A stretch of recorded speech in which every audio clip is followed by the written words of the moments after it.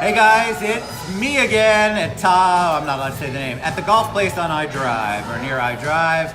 That's another thing I was instructed. This is the TED Show on April 16th, 2019. I am here with my beautiful friend, Kynse Lee. Kynse. Hi, how are you? And my handsome, old friend, Dave Fraser. Did I say it right?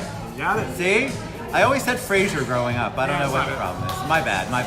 That's all right. As long as nobody calls me Bogart, we're good.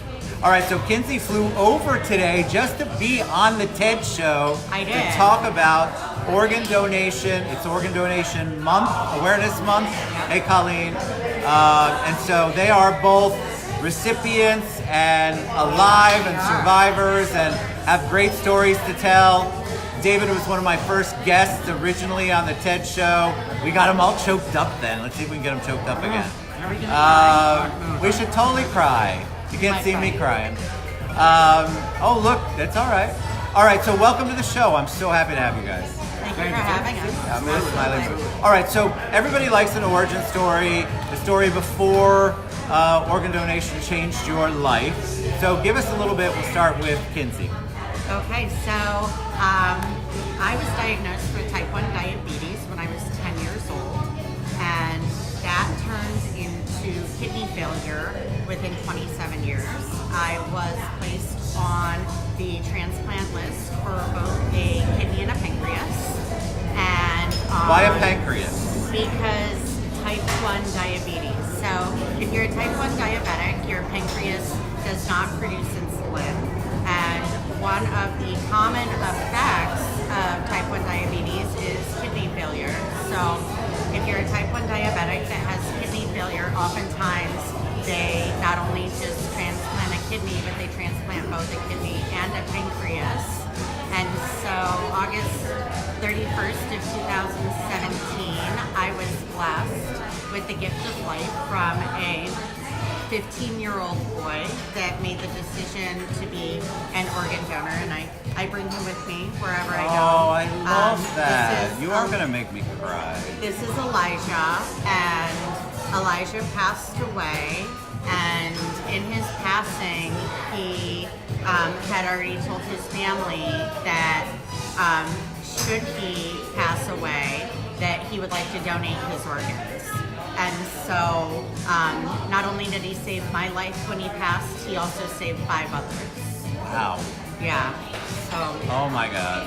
All right, David, you tell your story. Kynse, that's beautiful. And I have a lot of questions to ask you. Yeah. I want David to tell his story, and then we'll ask the questions and talk more. Perfect. Well, a lot of people saw me last time I was on here, so I'm gonna go with, I'm gonna give you the recap version. I was diagnosed in 2009 with liver disease, and they had hoped the liver would regenerate, but it did not. So I was put on the list to be transplanted in April of 2010. I look at the days of my life that are huge, and one would be August 30th, 2010. That's when the doctors discharged me from the hospital and said, "Go home, you're pretty sick." And I said, "Well, that makes no sense." And they're like, "Yeah, you have 30 days to live. If you don't get a transplant next 30 days, you're gonna die. So go home and get your house in order." So I think that was one of those defining moment days in my life. Okay.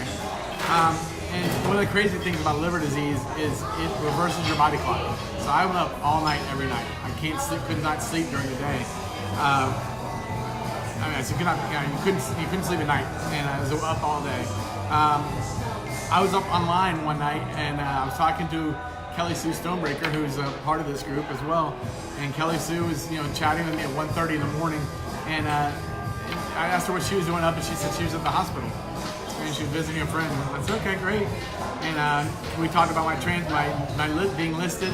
And next day, normal day, got up, went to the office, and did the normal things.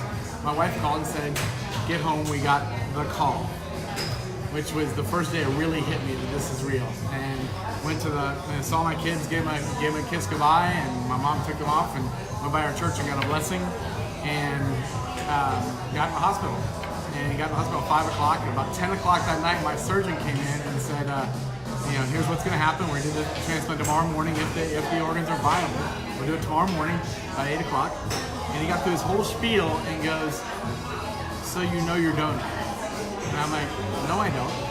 and we talked for a little bit. And he goes, "Yes, you do." Well, it wound up being one of Kelly Sue's best friend's husbands. That is where I got the organ from. And had she not known, Kelly Sue not known what I was in need of, Right. I may never gotten this transplant because at that time my donor was not listed to be an organ donor. Wow. So we'll talk about that when we go on a little more. Because it's, without that knowledge of me being on Facebook at 1:30 in the morning, there's a chance I might not be sitting here.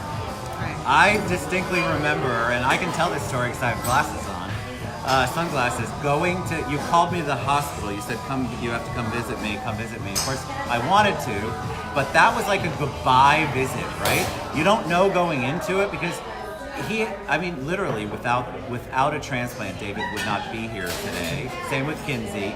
And so if you're in it, if you've experienced it, if you're on a list, or if you're even considering why you are or are not a donor, this is definitely something you have to hear them say how it saved their lives. Because David eventually met somebody. You met your donor. You met your donor's family. All right. So you have the operation. And it's successful. Right. You have to have two, Kynse, right? Well, I have 2 organs. 2 organs on the same day. 2 organs on the same day. So remember, guys, it's not just like a regular procedure. The body has to accept them, and I'll let them tell their story about how the rest of their lives they're on anti-rejection medicine. I mean, there's a whole different lifestyle change even after you have the transplant. So tell them a little bit about what you went through, Kynse. Well, my story's a little bit different than most. Obviously, David had a direct connection with his organ donor's family. Most people don't get the opportunity to meet their donor's family that quickly. And my organ donor's mother, Nikki, who is absolutely amazing, we actually found each other on Facebook. Wow. We had a lot of, we don't really think anything's weird, but there was a lot in common, and she ended up reaching out to me on Facebook 3 days after my surgery, and so we've become very, very close. She lives in Tampa, and I live in Fort Myers. I go to see her every possible moment that I can. Her daughters are, we can't really figure out, we're like sisters, are you mom? Because all of our ages are so similar. But we just had an immediate connection, and we actually started a nonprofit organization called Don't Bury Good Organs, and our foundation is now just about 6 months old, and we've been doing a lot of events to assist in raising funds for organ transplant recipients, travel expenses, medication expenses, but number one, to raise awareness for the importance of being a donor. There's currently 116,000 people that are awaiting an organ transplant, and on average 21 people pass away every single day while waiting.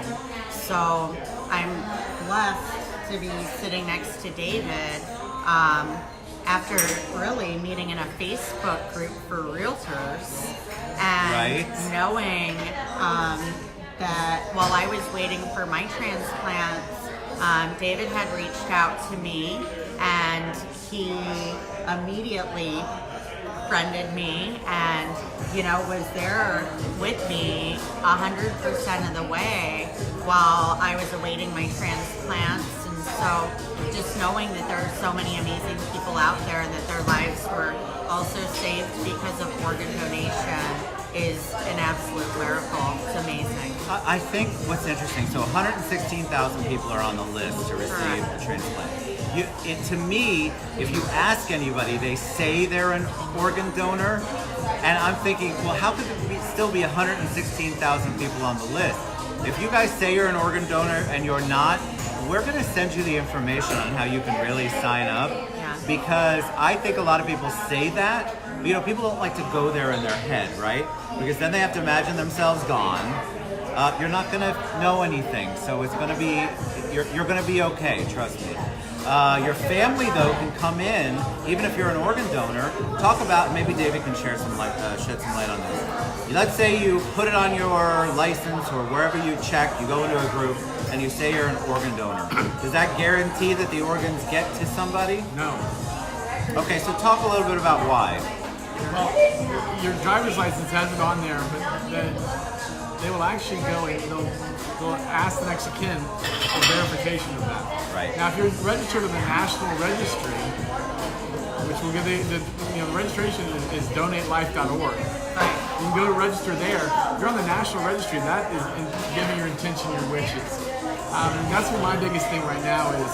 We'll get back to meeting my donors in a second because that's an amazing story. Yeah, as well. that's an awesome story. And I didn't finish mine. I got sidetracked. I'm sorry, no, it's okay. We still have time. It's the program. It's your show. It's organ donation. It's the program brain. We're gonna blame it on the anti-rejection meds. But the key, my biggest push for talking to people now is I have so many friends that say, I'm an organ donor, it's on my driver's license, yes, I'm a donor. My question to you is, does your family know? Do your friends know what your wishes are? And that's the biggest point is I think you really need to take a couple seconds and think. Nobody wants to think about something bad happening to them. No. Right. Nobody wants to think about getting in a traffic accident or having a swimming accident or whatever and the end of life. But think of it from a different perspective, and that is you're doing your family or your friends a service by letting them know what your thoughts are. Right. Because if you don't, then they have to go through the process of I wonder what Ted wanted. I wonder what he was thinking. And they're already emotionally wrecked at that point. It's a huge emotional time. So if you actually if you relay that message to people, and my kids are all registered to be organ donors. My last week or week, I think it was April 7th. There was a young man that went to Pine Castle Christian that was in a motorcycle accident, and his name is Jason Cooper, and he let his family. Jason's dad's on, by the way, colleagues. Hi, Jason, and I've sent messages. I hope you know how much you're thought of, appreciated, and prayed for. But his wishes were known by his parents, and because of Jason's gift, 6 people now are living and having a better life. Right. And that's because that his intentions were known. My biggest push is let your family know what's going on, what your thoughts are, because that's the biggest thing. It's so easy. You just tell them. Literally, you don't have to sign anything. You've already signed it. Yeah. Just tell them what your wishes are. It's very easy. So even my donor Elijah, who was only 15 when he passed, he was getting ready to get his driver's permit. So his family was having the conversation. He came out of his room and he said to his mom, and this will make you guys smile. He comes out of his room and he says to his mom, "Mom, they can have everything. They can have everything except my great big penis. I am gonna keep that to myself." I wasn't really sure where we were going. I didn't know where we were going with that. But beforehand, I'm like, here it comes. Oh, there's that cocktail. There you go. But Hello. so his family knew. It may have been a laughing, a joking matter, but he made it a point that take everything except my penis, unless someone has a really small penis and they need a bigger one. And then that's why they have it. a sense of humor. Right? Here we go. So. So you met your. I want to get to David's your donor story, but you donor's family. You met them.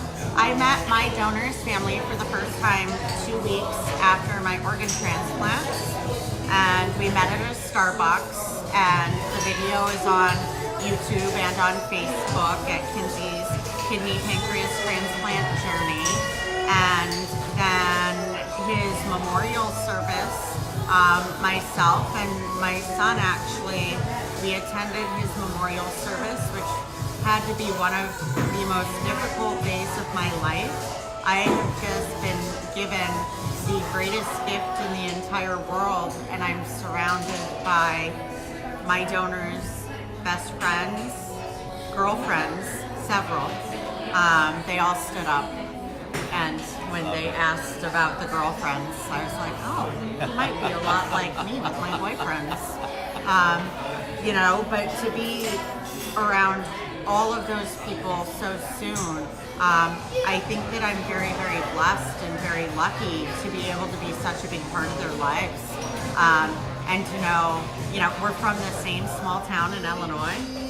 What are the chances? Listen, my aunt. not chances. Not I get it. chances. Yeah, that's why we say nothing's crazy. Nothing. My aunt met Nikki, who's Elijah's mother's uncle, at a high school reunion years and years and years ago.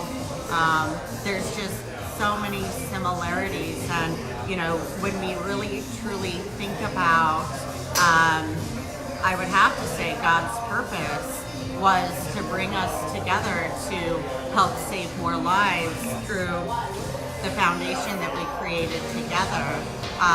If I were to count how many people we've registered to be organ donors since this whole thing started, it's in the thousands, Wow. thousands upon thousands. And I also now volunteer with Lifelink of Florida, so I do speeches on behalf of them. I just accepted the proclamation of Donate Life Month for the city of Fort Myers from the Nice. mayor. Oh, And that's so fun. if anyone is in Fort Myers, Florida on Friday, April 26th, both myself and my organ donor's mother will be throwing the first pitch at the Miracles game for the Night of Life. I would literally cry.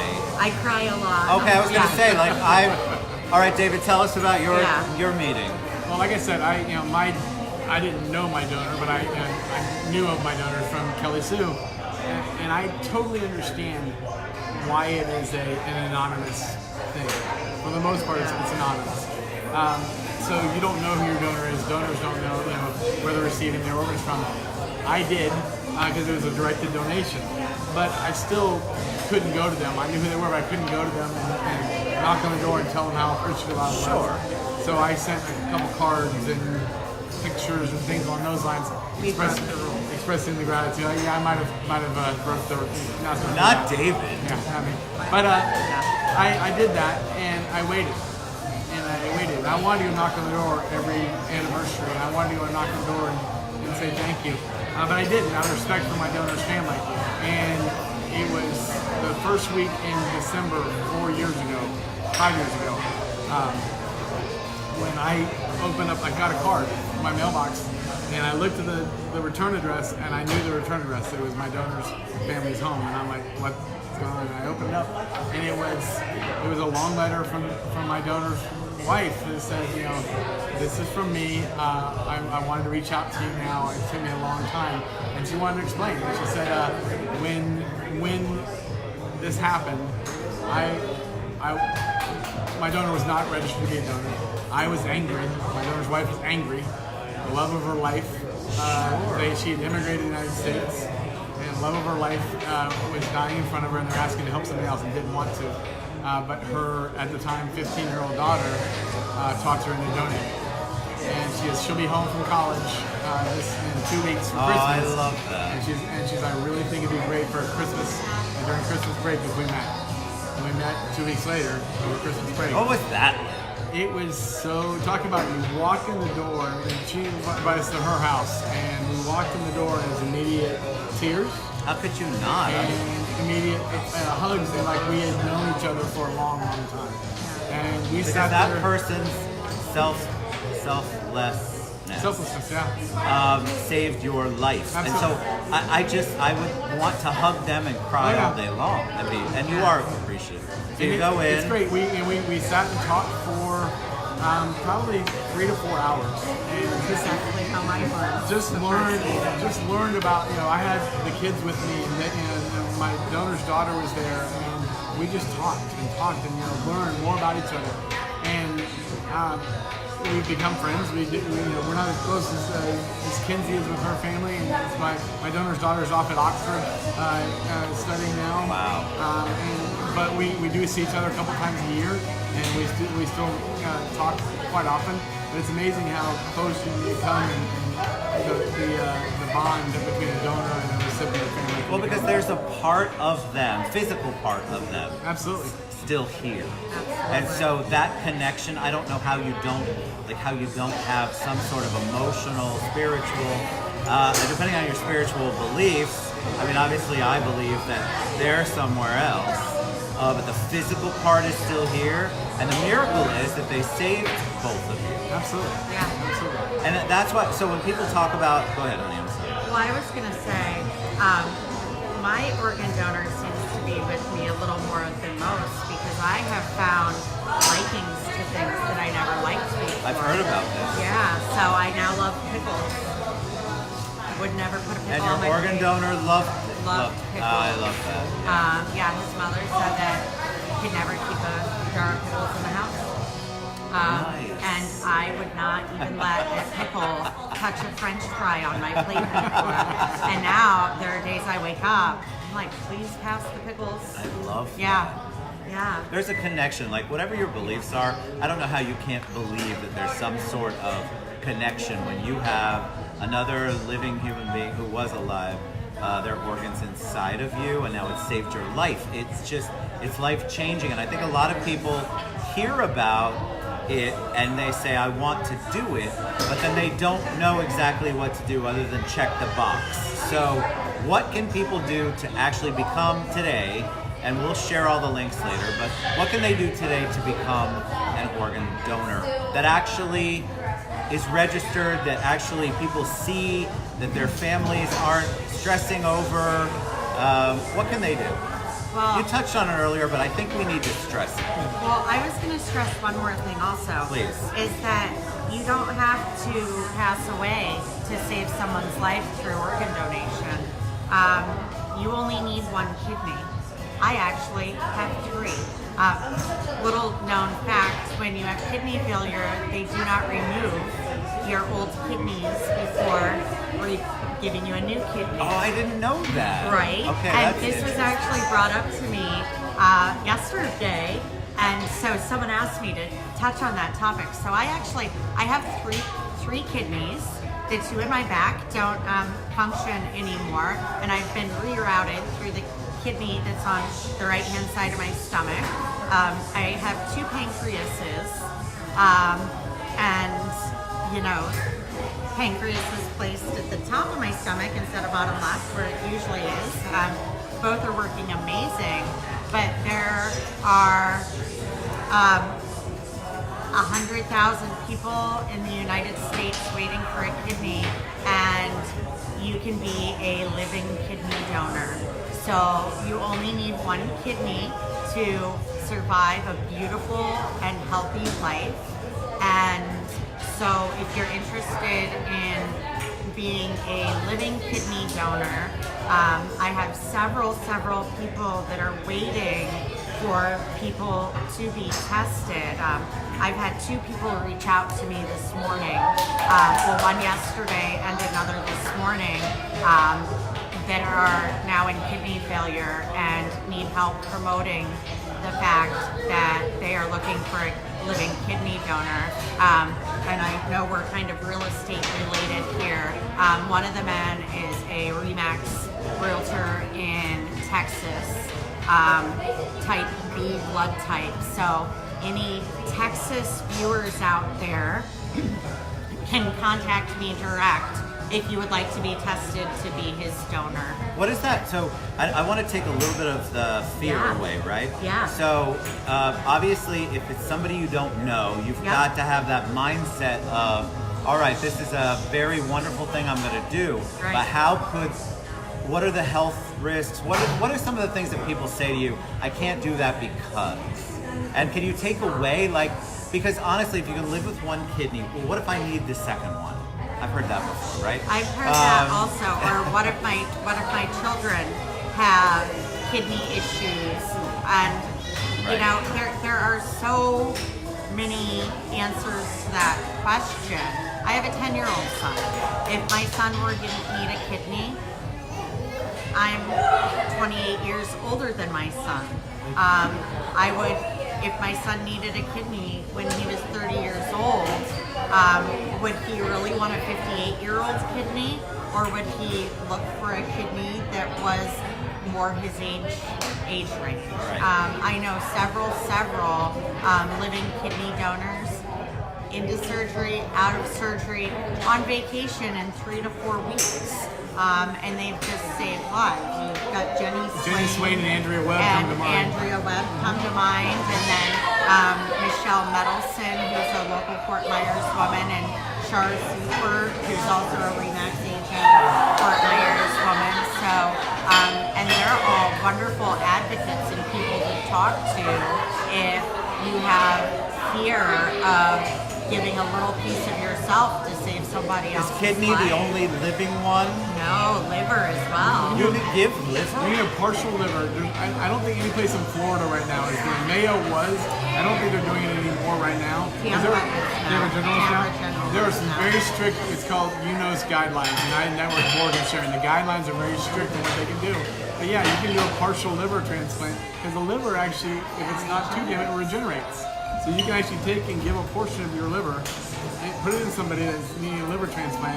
Yours regenerates, and the portion you gave I like that. regrows. I did not know that. Yeah. I think one thing, touching on that about how many people are waiting. There's always these questions people have, and when I do a lot of talking about organ donation and registering, there's so many reasons why people say I'm not going to do it, I can't do it. And one of people, what if I need it, or what if I what if I need it down the line? You are 10 times more likely to need a transplant than you are to ever donate. Yep. 10 times more. That's fascinating. So so you're gonna have 10 times more likely that you're gonna be in a situation like I was, where you go, I need something, than you would ever be to donate. Yeah, I never knew how important it really was until I was diagnosed with kidney failure at the hospital. And I always thought because I was a type 1 diabetic, they wouldn't want my organs. They wouldn't want to give them to someone else. And what I have learned is if your kidneys are working for you, if you have eyesight and your corneas are working for you, if your lungs are working for you, your heart, your liver, it'll work for somebody else. There was just a 93-year-old man that passed away, and his kidneys went to save 2 lives. 93 years old. You So saved 2 lives. Yeah. I think people need to understand You're that not too old. You're not too old. sick. And I try to tell people this, which may not be the right way to do it, but I'm like, you're not going to care. No. Like, you're literally not here anymore. So why would it matter to you if they take your skin, your organs, your cornea, whatever you have to give? I hate spam callers. It's not going to make any difference to you. Trust me. You're not going to feel it. That's what a lot of people tell me. I don't know if I can handle that. You're not going to know. I don't know how to tell people. I always tell people that heaven only needs your soul. Yes. I like that. I like that. Yeah. Heaven only needs Heaven your only needs your soul. And even most religions say to give back everything that you possibly can. And So that's one thing we get people say is always, Yeah. the church doesn't allow for it. That's not correct. All recognized religions have approved and said that organ donation is acceptable. It's a good thing and it's the right thing to do. All right, so we're going to share all of Kynse's contact information, all of David's contact information, everything about donate life, don't bury good organs, all of that stuff we talked about today. If you have questions, if your family has questions, even if it's the most simple question, they're going to help you. They're going to answer the question, I promise just you. let me know if you have any questions. We will we'll share all their contact information. All right, any parting words of wisdom for them? Anything you want to share before we head out? Parting words of wisdom. If you were waiting for an organ, would you accept it if you're not a donor? If your children, one of your children, your brother, your sister, your mother, your boyfriend, your girlfriend, if they needed a life-saving organ transplant, would they accept it?